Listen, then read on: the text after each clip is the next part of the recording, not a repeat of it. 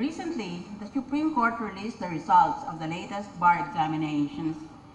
I heard that one of the questions in the last bar exams went like this: should Santa Claus be considered a criminal? Should Santa Claus be considered a criminal? Guess. The answer is yes.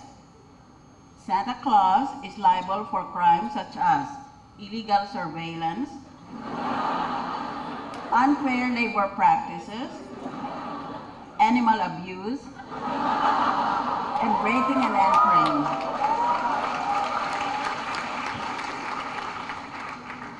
And while talking of the bar exams, let me ask you, do you know what is the result of the IQ exams of corrupt politicians?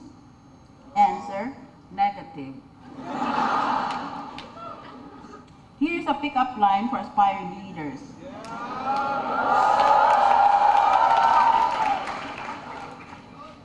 Can I follow you home? Because my parents always told me to follow my dreams. Yun ang palaging tatanong ng publiko ngayon. Sinong dapat ihalal natin sa 2016? Anong klaseng leader ang kailangan? There is no correct answer to that question. The best answer we can give is that we should have a president. He or she will eventually turn out to be possibly the best president of our country if he knows how to adjust his leadership to the situation where we find ourselves. Halimbawa, nakita na natin, lahat pala itong mga senador at mga congressman, puro gago ito, nakaw ng pera ng gobyerno. Pagkatapos, pag sinumbong sila, galit pa sila. Kaya dapat sa situational leadership na yan, dapat yung presidente, puntahan niya sila isa-isa, lalo na itong mga senador, at amunin na lang niya ng suntukan. Hindi ba kuha sa pakiusap eh? Sa ngayon, hindi naman tumatakbo ang mga kandidato para makapagsilbi sila sa publiko, kung hindi para makapagnakaw sila. Kasi, muna, kailangan marami kang pera para manalo ka, o di mangungutang ka, o may utang na loob ka.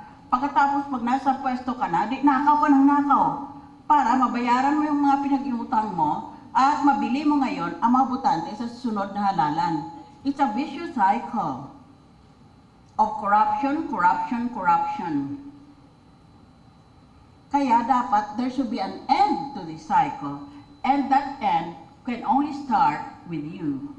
Kung ayaw nyo, hindi palagi na lang corrupt ang sistema natin. Kailangan kayo ang maging leader.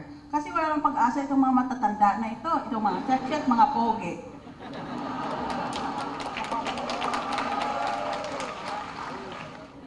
Kamukaya ng ibang mga senador. Nag-ambisyon sila tumakbong presidente o vice president sa 2016.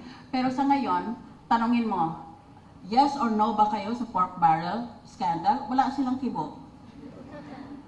Lahat na lang ng tao, nagsalita na. Yung mga whistleblowers, itong mga tinutukoy nilang mga senador. Hala, daldal sila ng daldal. Hindi naman abogado yung iba eh. Ang dami nilang batas na alam.